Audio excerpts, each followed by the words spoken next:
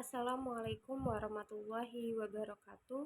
Selamat pagi, siang, sore, atau malam kepada dosen pengampu mata kuliah Metodologi Penelitian yaitu Bapak Dr. Budi Manfaat MSI dan teman-teman yang saya banggakan. Izinkan saya memperkenalkan diri.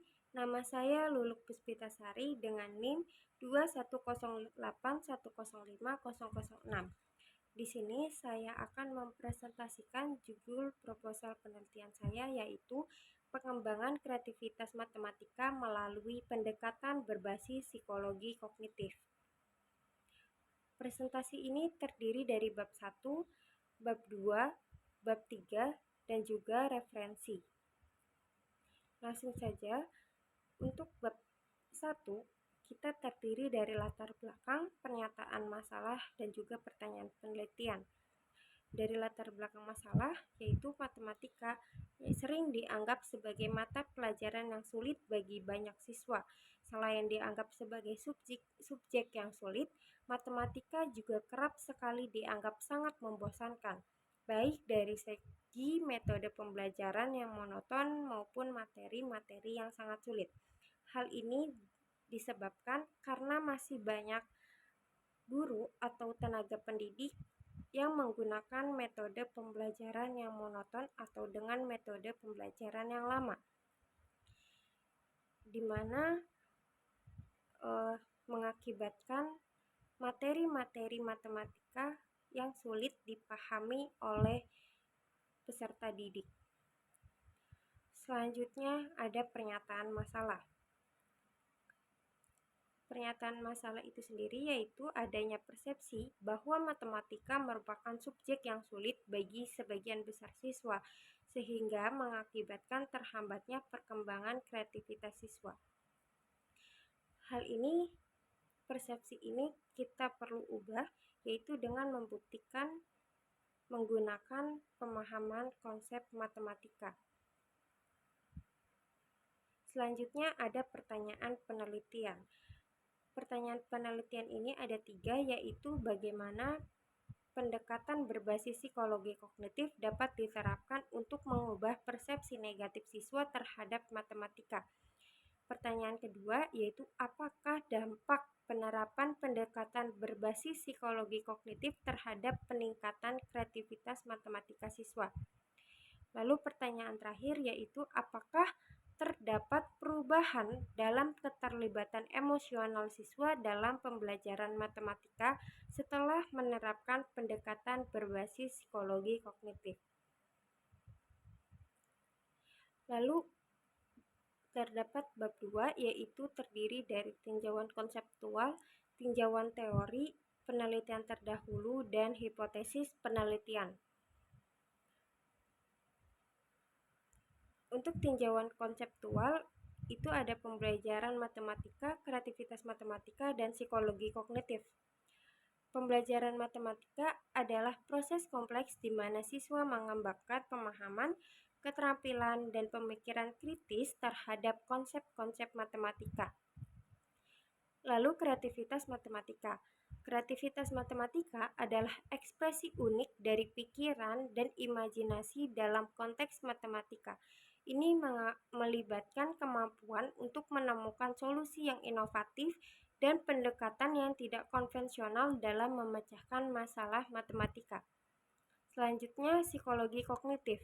Psikologi kognitif merupakan perilaku manusia dan tidak ditentukan oleh stimulus yang berada di luar dirinya, melainkan oleh faktor yang ada pada dirinya sendiri.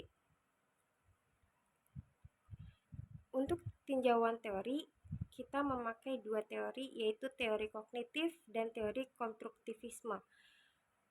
Untuk teori kognitif, yaitu dalam perspektif kognitif, belajar adalah perubahan dalam struktur mental seseorang yang memberikan kapasitas untuk menunjukkan perubahan perilaku.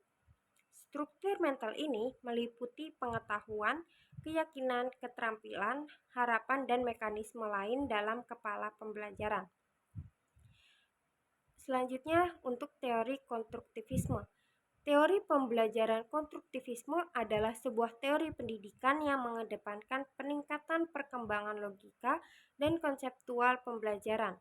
Konstruktivisme adalah aktivitas yang aktif di mana peserta didik membina sendiri pengetahuannya, mencari arti dari apa yang mereka pelajari, dan merupakan proses menyelesaikan konsep dan ide-ide baru dengan kerangka berpikir yang telah mereka miliki. Selanjutnya ada penelitian terdahulu. Penelitian terdahulu ada 3, yaitu yang pertama dengan judul mengatasi kesulitan injeksi computational thinking pada mata pelajaran matematika siswa sekolah dasar dengan pendekatan psikologi kognitif. Studi seperti yang dilakukan oleh Maron et al. Pada tahun 2020 yaitu menyoroti pengaruh positif psikologi kognitif terhadap pemahaman konsep matematika. Mereka menunjukkan bahwa siswa yang terlibat dalam pembelajaran yang mempertimbangkan proses berpikir kognitif cenderung mencapai hasil belajar yang lebih baik. Selain itu juga diperlakukan penguat dalam bentuk motivasi dari guru dan orang lain. Selanjutnya, dengan judul Pengaruh Kemampuan Berpikir Kreatif dan Kecerdasan Emosional terhadap Kemampuan Pemecahan Masalah Matematika Siswa di Kelas 8 MTS Al-Jamiatul Wasliyah Tembung. Penelitian oleh Prayogi dan Amri pada tahun 2021 ini fokus pada hubungan antara kreativitas dan kemampuan siswa dalam memecahkan masalah matematika. Hasilnya ini menunjukkan adanya korelasi positif antara tingkat kreativitas dan kemampuan pemecahan masalah matematika. Selanjutnya dengan judul Pengembangan Kreativitas Guru dalam Pembelajaran Matematika yang ditulis oleh Jumri dan Engga Putra Damara pada tahun 2020 ini meneliti peran guru dalam mengembangkan kreativitas matematika siswa. Mereka ini menyoroti pentingnya pelatihan guru dalam menerapkan strategi psikologi kognitif di kelas. Selanjutnya ada hipotesis penelitian. Untuk hipotesis 0 yaitu tidak ada perbedaan yang signifikan dalam tingkat kreativitas siswa yang belajar matematika antara kelompok yang mendapatkan pembelajaran berbasis psikologi kognitif dan kelompok yang mendapatkan pembelajaran secara konvensional. Untuk hipotesis alternatif yaitu terdapat perbedaan yang signifikan dalam tingkat kreativitas siswa yang belajar matematika antara kelompok yang mendapatkan pembelajaran berbasis psikologi kognitif dan kelompok yang mendapatkan pembelajaran konvensional. Selanjutnya ada bab 3, yaitu metodologi penelitian. Jenis penelitian yang dipakai dalam penelitian ini yaitu menggunakan penelitian kuantitatif, di mana penelitian ini menggunakan pendekatan statistik dan analisis numerik untuk mengumpulkan dan menginterpretasikan data. Misalnya, pengukuran kreativitas siswa dalam skala numerik atau analisis statistik.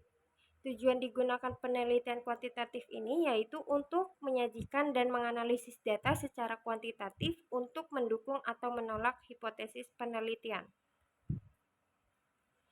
Selanjutnya ada referensi.